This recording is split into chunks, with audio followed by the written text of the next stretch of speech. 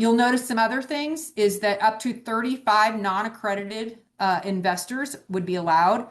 Um, if you are accredited, 506B allows you to self-certification. In other words, you can say, yes, I am, and then you provide a letter from your CPA or lawyer that says that you are indeed a accredited investor. Heightened disclosure. This means that there are some additional reporting that we have to do for 506B investors so that they are well informed on what is happening in the investment process. Of course, we cannot do ads, cold outreach, or paid funnels. It is a quiet relationship driven raise. So really, if you just think of 506B as friends and family, that's what is mostly made up of with that 35 non-accredited. Like I said, you can bring accredited in at any time. There is no problem with that.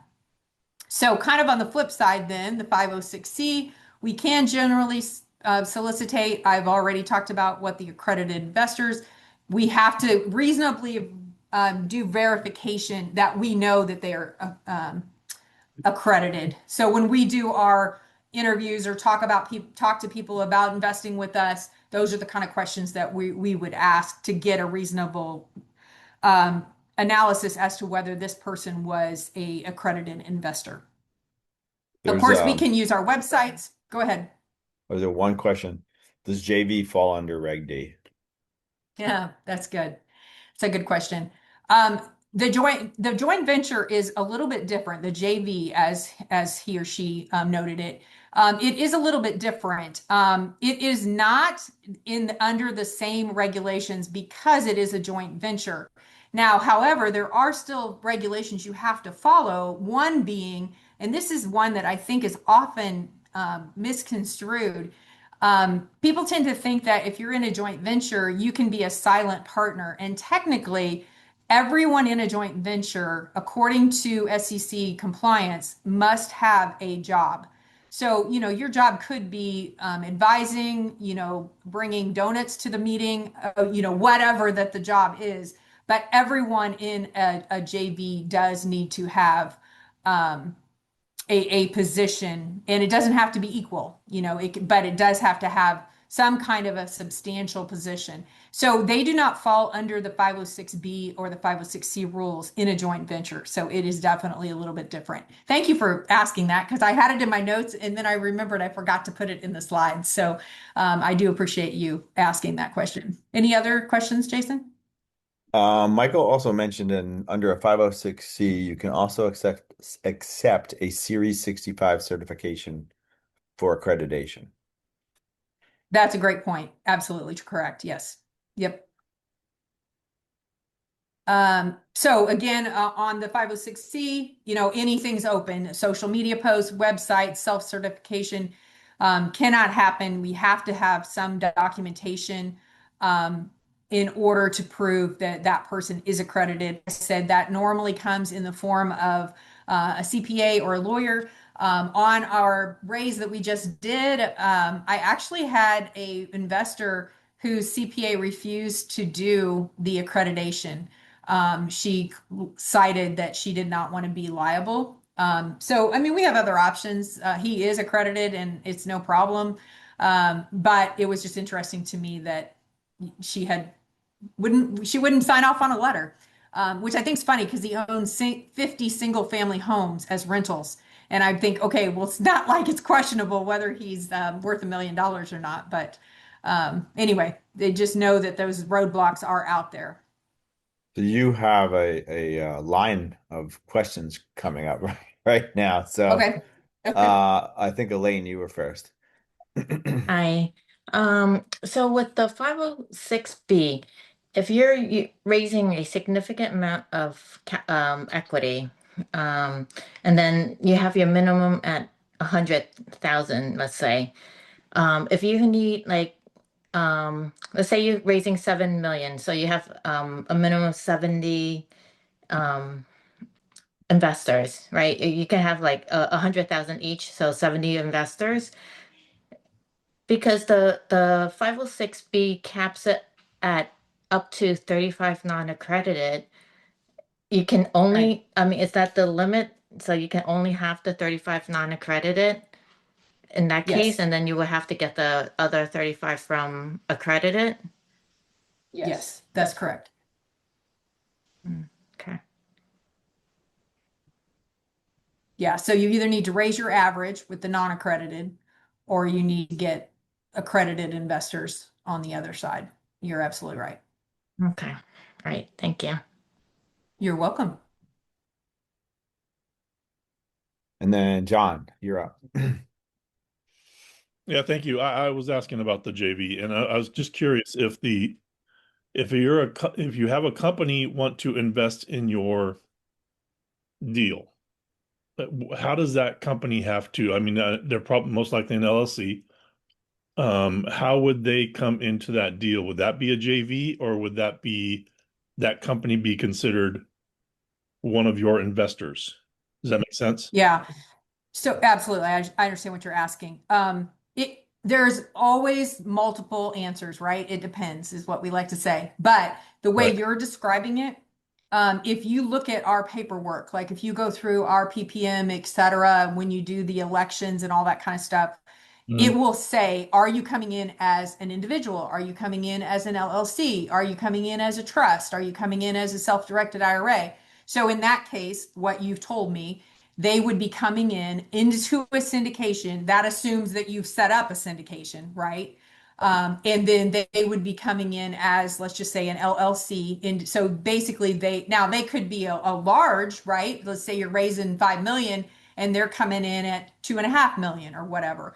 And a lot of Right. times, they'll negotiate a different deal because they're bringing that much money to the table. So then you might need to change your paperwork. So, and we had that situation happen where we had to go back and revise our paperwork in order to accommodate what they were asking. Because the bottom line is that anything that you do when you got your deal put together and you got your paperwork out there, anything you do that changes the structure of that deal has to be disclosed.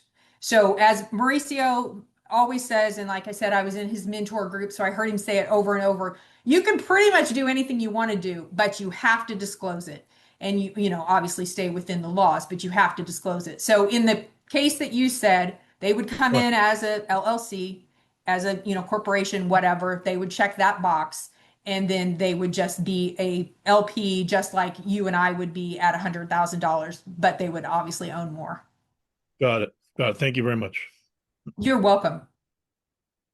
And Steven, you're up. Hey, how you guys doing? And thank you very much for this. This is really Sure. informational for me. Good. Good. Just a question. I think you already went over it on the 506C, but I'm just trying to make sure what you're saying there on that bullet for accredited investors only. Does that mean they have to have $1 million net worth or at least $200,000 to put into minimum? Yeah, it could be Okay. that. It could be that they would have 200,000, but really the more likelihood is that they have a gross income for the past 2 years of 200,000 or more. Okay. But what you said is also true. That's a new law that they put into place that if they invest 200,000, it's automatically assumed. That's assuming that the minimum investment value is 200,000. So in your case, if you're offering 100,000, they put in 200,000, that does not immediately qualify them. It would have to be a $200,000 minimum investment. So the likelihood that somebody's going to do that, like there's a lot of things that have to line up. So most likely your accredited investors are going to come from their net worth or from their gross annual income for the previous 2 years, which is 200,000. Okay, great. And I have just one more quick question. 506B and 506C, when you're talking about what, if someone says, I think I talked to Chase about it, he asked like, what is it, a 506B or C? Like, when does that get decided and what, like, yeah, when does that get decided and where is that put Yeah. down on in the Great deal? question. That's one of those details that you're going to have to decide and tell the SEC lawyer because that's going to be one of the first questions that he asks you. Okay. Are you doing this at 506B or a C? How do you decide? Well, if you feel like you have enough people in your network, friends and family, to go get them, it's much more easy to use in the 506B because you don't have to worry about You know, you don't have to spend money on advertising. You don't have to worry about, you know, anything in your ads. You're just going to get the people you know. Now, on the flip side of that, the 506C is easier because you literally don't have to follow any of the rules. You know, it doesn't matter if you know, if you know them or you don't know them, or they're accredited or non-accredited, but the only people that are going to come in are the ones that are accredited. So it kind of takes a little bit of pressure off. But when you get down to the bottom line and you say, oh, are you accredited or not accredited? And you know, you want to kind of lead with that question because you don't want to spend 2 months talking to a guy who you think is going to invest with you, and then you find out he's not accredited and you have a 506C set up. So he can't invest with you. So it's very important that you talk to your potential investors to figure out where they're at, obviously, depending on whether you're in a B or a C. Does that make sense, Stephen?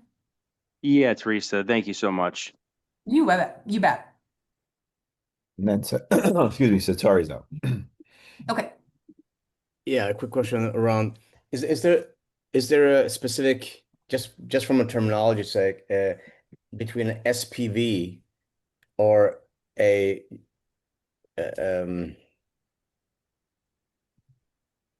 what do you call it?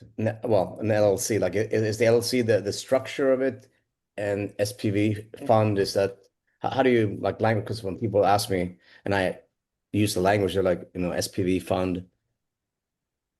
I guess. Yeah, so that's a fund that refer like to I think a single purpose vehicle. I'm not really sure if that got Yeah, the acronym right, but special purpose purpose. vehicle. Yeah, special purpose okay. vehicle. Yeah. So that's a fund that is actually going into, but then you mentioned it contrasting it to an LLC, but that's totally different. Like that's an apple and an orange there. Those aren't the same. So be more specific. You started to say people ask you, what did they ask you? Well, they asked me how they can, you know, how we could raise money, and then they say, okay, well, you got to create an SPV fund, uh, Ah, and how is okay. that different So from? they're running to raise capital for you? Yeah. Okay, okay. And again, thank you for bringing that up. I had that in my notes and did not. So this is one of the things, and Mauricio would say, this is the number one thing that syndicators are doing wrong. And that is you absolutely cannot pay people to capital raise for you. And that's why you're saying that, Satori, is because if they create a fund and then their fund invests in your deal, they are liable. They take care of all the fund paperwork. They do all their SEC documents, and you can accept them. Obviously, you want to do your due diligence to be sure they really are a fund and they're set up legit and all that kind of thing. But in that case, that is the only way that they can raise money and come into your deal. Now, there is some legislation in the works that may or may not happen. They've been talking about it for over a year, and it's called a finder. And literally, then we would be able to pay finder's fees to capital raisers. But at the present time, the only way to get someone else to raise money for you is for them to create some kind of a fund and then invest into your deal. Does that help answer?